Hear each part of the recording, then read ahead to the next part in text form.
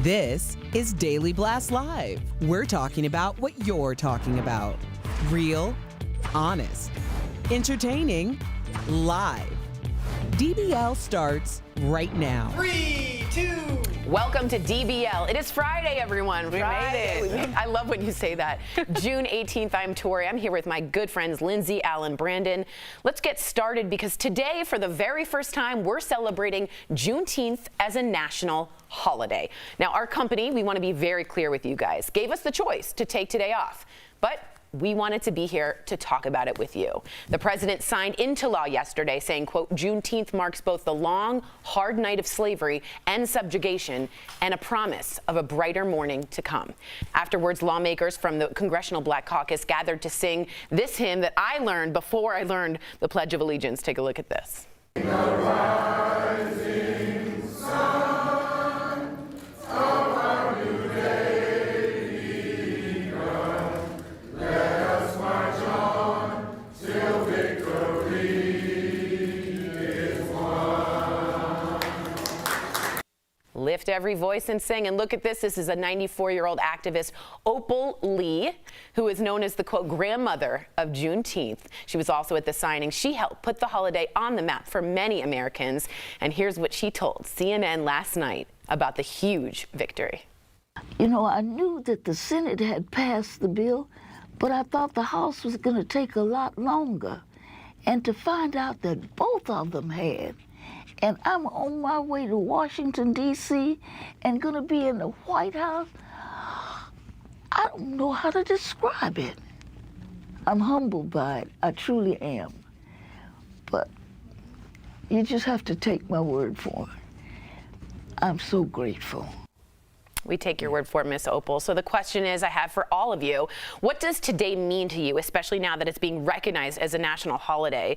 And in case you were sitting there and you don't know what Juneteenth is, Lindsay, would you just give us sort of the textbook definition of what it is? Right. So on June 19th, 1865, basically slave owners, 2.5 years after the Emancipation Proclamation, slaves were informed that they were free.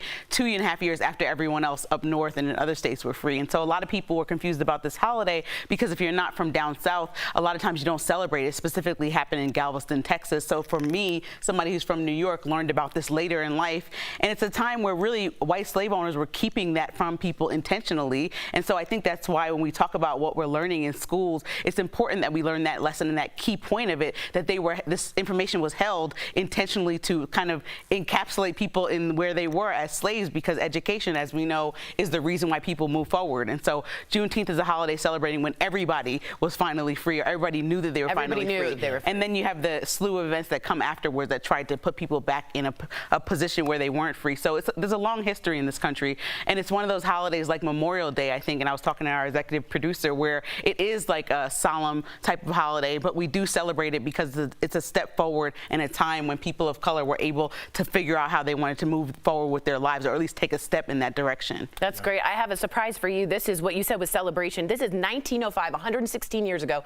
This is Brandon's hometown of Richmond, Virginia, celebrating Juneteenth in 1905. You can see they're out in their best outfits celebrating. What does it mean to you, Brandon? I mean, that means a lot to me, Tori, because yesterday I was sitting at my desk when you all were talking about it, and Al, the brilliant person that you are, and Lindsay, how smart that you two are, I was shocked that you guys didn't know about it growing up, that you weren't taught it growing up. And me growing up in Richmond, Virginia, Charlottesville, Virginia, my mom made sure that we knew what Juneteenth was. She made sure we knew who Marcus Garvey is, Stokely Carmichael, the Black Panther Party. And it just goes into what you're saying, Lindsay. Like, it's if you don't give us that education, if you're not going to give us that information, we're going to have young brothers walking around here lost, not knowing that they're kings, not knowing what their ancestors went through. And on the other end, we're going to have some of our white friends, our white allies, not knowing anything about what the struggle was like for us and the ancestors as well. So I think that I'm glad that this is now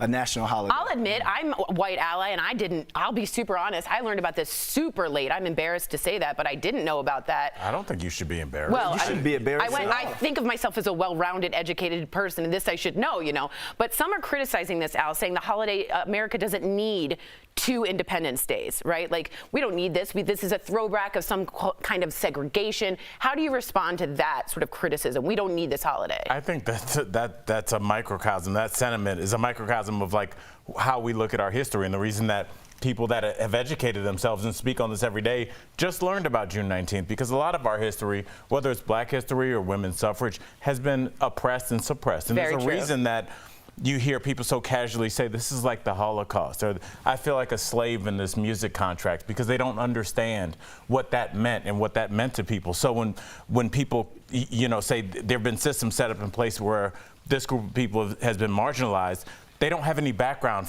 as to why that is. So they just say that you're being lazy. But if you understood the things that were in place to make sure that women could not progress, that people of color could not progress, that our Asian American brothers and sisters were in internment camps. In this country.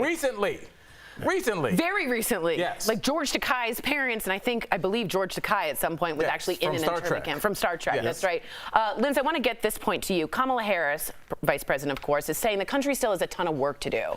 And a lot of people are saying, hey, is this symbolism or is this substance? And I just wanted your take on, yeah, we made it a holiday, but we got to walk the walk, right? And I'll be honest, people have asked me, both corporately and outside of work, how to make this right with after the death of George Floyd last year. Right. And one of the 10 things on the list was acknowledge Juneteenth, make it a national holiday. But that is not the only thing. And so we can't pick and choose. It's not either or. Right. There's like that's one thing, but there's also a slew of things. Like we need to have real police reform. We can't have black people dying for no reason in the same way they were dying as slaves for no reason. And we still see that perpetuate daily in different ways. We see subtle racism instead of overt racism. And so I think that we have to acknowledge that there's big steps to take, and Kamala did do that. And I think it's important that she did do that, because a lot of people look at this as like this grandiose gesture that we have another day off that might not even get taught in schools properly as to why we have the day off. Right. Yeah. Like I saw some memes going around being like, it's going to be Cinco de Mayo, white people walking around in dashikis being like, happy Juneteenth. Yeah, but being I don't want to, I feel Let's like. not go there at Yeah, all. it's not even, and that's probably true. But you know what, I got some Starbucks this morning. You know what I played on the way to the office?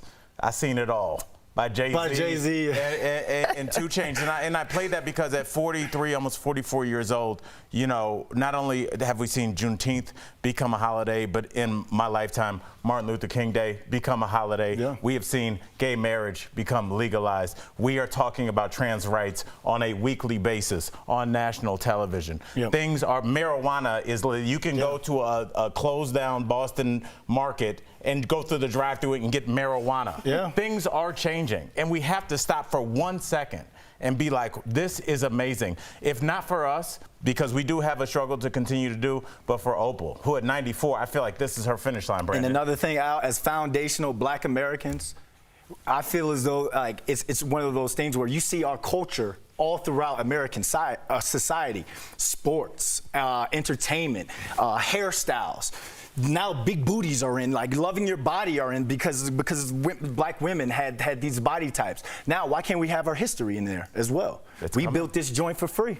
I love it. Well said. Coming up on DBL, reunion revelations. We're switching gears here when the Kardashians I get think together. this is very much on topic. From Brandon's line.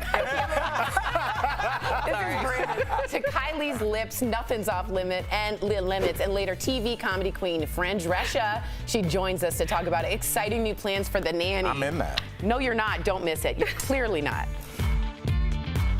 Closed captioning provided by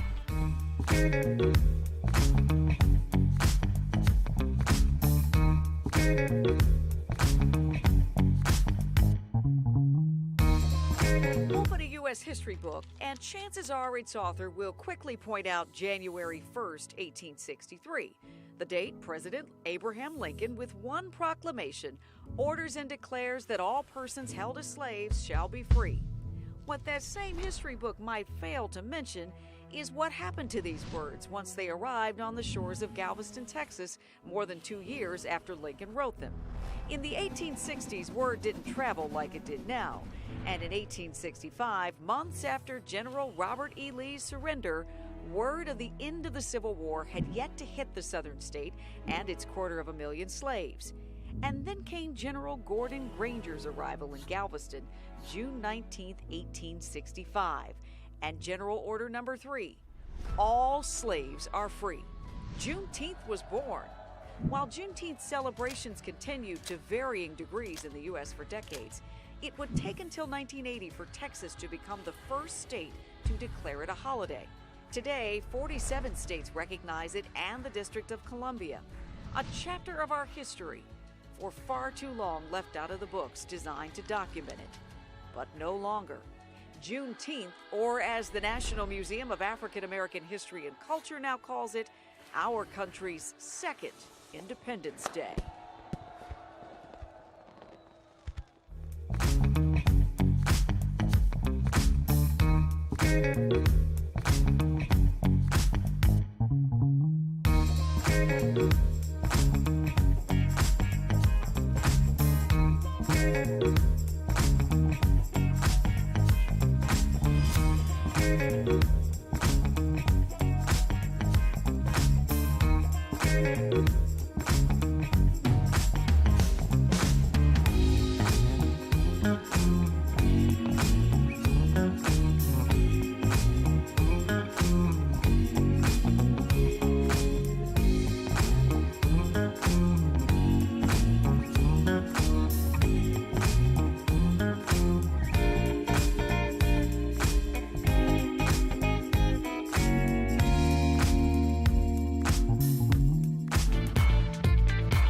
Welcome back to DBL. Now we are switching gears majorly. The Kardashians sat down with Andy Cohen for part 1 of their reality show reunion special.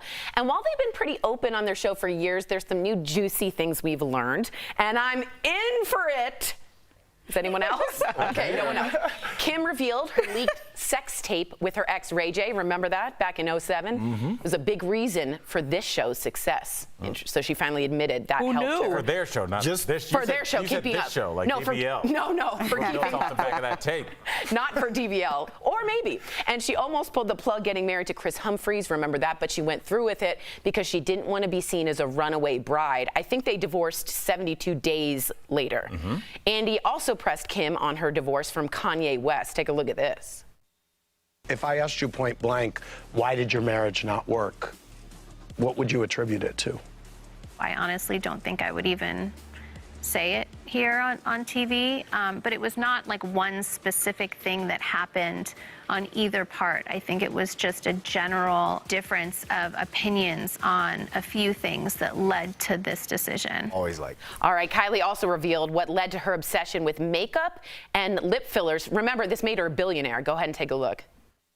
I had really small lips, and I didn't ever think about it until I had one of my first kisses, and a guy said to me, "Oh my God, you're such a good kisser, but you have such small lips," or something like that.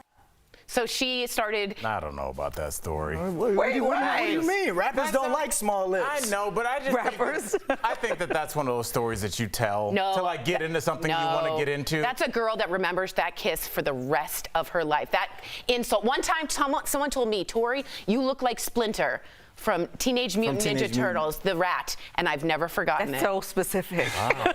But telling someone that they have small lips, that's you remember as well. those insults. You also are a Kardashian fanatic, so let's just reel it in here, Al. I'm on your side, okay? Thank you. But to really reel it in with her saying that the sex tape gave the show success, and her saying that someone telling her that she had small lips made her into kind of the mogul that she is. Does that kind of make you like not feel as bad for them with the backlash that they get? I think that they're super transparent, always has been, always will be, and I think they're a delight. I don't have any issue with them at all. They're a tight family. They don't do drugs. They don't do terrible. They're a good, strong, supportive family, and they support even their exes. They support. Scott Disick is part of that family. He's not even in a relationship. You know, I appreciate that they did this roundtable with Andy Cohen. It was very like Real Housewives style, but there's some problematic issues with the Kardashians. Okay, including their appropriation of many cultures, including the fact that they have people that go through medical treatment in hospitals and record it and then say, "Oh, we just wanted to show you a real look at our lives," but really that person is suffering. We ain't naming no names. I could say Kanye and Lamar Odom, but we wasn't naming any names. You know, it just is like a lot going on with them, but I do appreciate that success was paramount for them, including if they had to put a sex tape out in order to get it. They still were worried about success and they achieved it. Wow, well said. Very tactful, very diplomatic. No names. No names. Here are the names. Coming up. Another name coming up on DBL. Fran Drescher's joining us. Is The Nanny getting a Broadway treatment? Am I starring in it? That's next. You are not. I am. I don't think so. I'm going to be gone.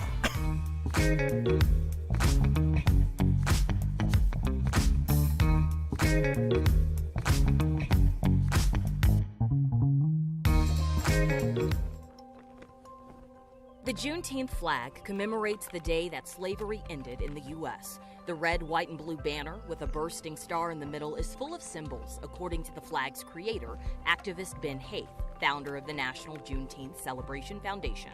Let's start with the colors, of course, representing the American flag, and a reminder that slaves and their descendants were and are Americans. This curve across the width of the flag represents a new horizon, the opportunities and promise that lay ahead for Black Americans after freedom. The white star in the center of the flag has a dual meaning, representing Texas, the Lone Star State. It was in Galveston in 1865 where Union soldiers informed the country's last remaining slaves that the Civil War was over and they were free. Haith says the star also goes beyond Texas, representing the freedom of African Americans in all 50 states. The bursting outline around the star is inspired by a nova, or new star, according to astronomy. This represents a new beginning for all African Americans.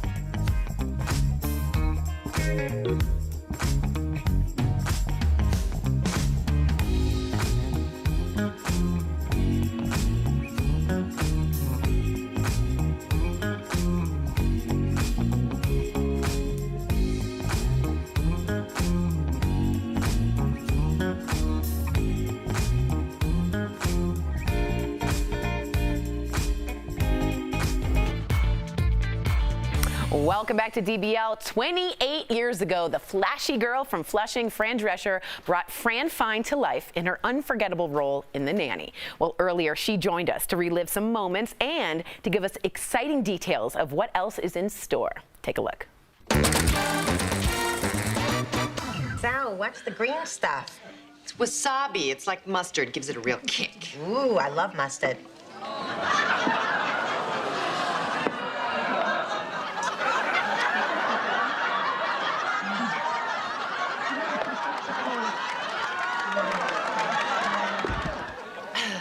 Gee, you know that mustard really clears up the nasal passage. Oh my gosh, welcome back to DBL. That was the iconic Fran Drescher in her equally as iconic role as Fran Fine in The Nanny. There she is joining us here today. Welcome, Fran. Thank you so much. I'm happy to be here. How are you guys? We're doing great. Terrific. I remember that scene so vividly, watching it with my parents who are huge fans of yours. And my dad had a thing with wasabi. He would always give wasabi to my older sister's boyfriends as like a trick to see how much they would cry. I know. So when you had the wasabi, my dad was like, I wonder what's going to happen to Fran. What is it with dads and their humor? I don't get it. I know, and I would have to say that literally I think it was the funniest scene of the series, and it's actually been compared, Fran, to the famous conveyor belt at the chocolate factory scene with Lucille Ball. So tell us, how did you get through that scene? Well, you know, we did a lot of physical comedy on that show. Once we started, it became something that was anticipated in every episode. And we always had a good time inventing it, rehearsing it, and then ultimately doing it for the live audience. I remember that episode because I watched religiously. And you know, the thing about Fran, the thing about it is I was one of those kids, and I'm sure all of my co-hosts will be like, what? I was always, quote, doing too much. I was flamboyant. I always had a lot to say. And you gave me license to feel like that was okay. So I just want to thank you through your character, through who you are. Similar color now. Yes, it's just kismic. So, okay, of course, Fran Fine's style and of course her voice are one of a kind. But is it true that you'd pick Cardi B to play Fran in the TV reboot? Ooh, I love Cardi B, and I think she's very funny, and she has a funny voice too. So, you know, as we started to think, well, if we ever do a reboot, do we want to, you know, use the same actors, or do we want to just do a whole new cast and bring it into the moment? And so that hasn't really been decided. Actually, we're writing the Nanny musical right now for Broadway, and we got Rachel Bloom from Crazy Ex-Girlfriend writing all the lyrics, and she's brilliant, a real phenom. And so we're very excited about that, and we think that within the next 2 years, we should be opening with that. Now, you have to explain how this is happening, because this is kind of crazy for a lot of people that do work with their spouse. But you and your ex-husband, Peter Mark Jacobson, still work together, and you're still best friends. And I think that's really cool. But some people might not know that he's now come out as gay after the divorce. It's Pride Month now. So what does Pride mean to you? I regard him as my gay ex-husband. And my stand-up act, I talk about that a lot. But, you know, just yesterday, I worked all day. I had to do a lot of press because we're promoting the Fran Jam for Cancer Schmancer, which is this Sunday, Father's Day. I feel so blessed that I have somebody that worries about me. And it's probably why we're both still single, because who can compete with the history and love that we share for each other? I love it. In fact, Fran, this is really important. So before we let you go, we have to, and you just touched upon it, but I want you to elaborate a little bit more regarding Cancer Schmancer. You started it after surviving your own battle with uterine cancer, but you went misdiagnosed for 2 years, which is terrifying. And I know a lot of women, their story does not end up the same way that yours does because of the misdiagnosis. What do you want women to know based on your experience? Well, you have to educate yourself on what the early warning whispers are of the cancers that may affect you. And then you have to pivot your thinking because at that stage, it's very easy to ignore. And we all have things that we think are more important. But that is the moment of truth when you have to retrain your mind to say, this is probably nothing, but God forbid it's something. I want to catch it in the whisper stage when it's most curable, because catch it on arrival, 95% survival. Please support Fran's Cancer Schmancer movement by joining Fran's virtual music festival, Fran Jam, on June 20th. Visit cancerschmancer.org for more information. We'll be right back. Promotional consideration is brought to you by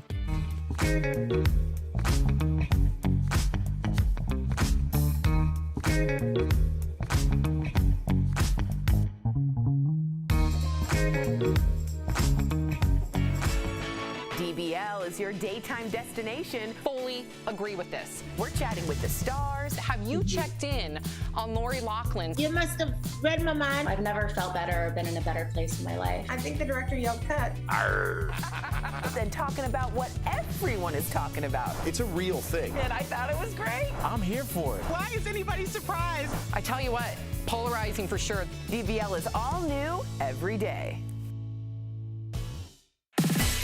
This weekend, we get to celebrate our dads for Father's Day, but it almost didn't become a holiday. Let's connect the dots. The inspiration to honor dear old dad actually came from Mother's Day. A Washington State woman got the idea during a Mother's Day church service. She wanted to honor her father, who had raised 6 kids on his own. She got local preachers to dedicate their services to dads on her father's birthday, June 5th. Since that was so close to Mother's Day, they decided to give themselves some extra time. That's how we ended up with the 3rd Sunday in June. However, some dads were not on board. Since the day was inspired by Mother's Day, they thought it was too feminine. But word of that event began spreading and even made it all the way to the White House, where some presidents began celebrating. It still took years of convincing other lawmakers to make it official. In 1972, Congress finally passed an act, officially making Father's Day a national holiday. And that's connecting the dots. A bailout for Bezos? This viral tweet claims the federal government is attempting to give Blue Origin, a rocket company owned by Jeff Bezos, a $10 billion bailout. But is that true? Our sources verify this as false. Here's the scoop. NASA recently chose SpaceX over Blue Origin and one other company to receive funding for Artemis. It's the agency's program to develop a human lunar lander. NASA said they wanted to pick 2 companies, but they needed more money. In comes this Senate bill with $10 billion in proposed funding. While Blue Origin is a likely frontrunner for an Artemis contract, it's not guaranteed, and it would only be for a portion of the $10 billion. And the bill still needs to be approved by the House and the President. With your Fast Facts, I'm Ariande Till.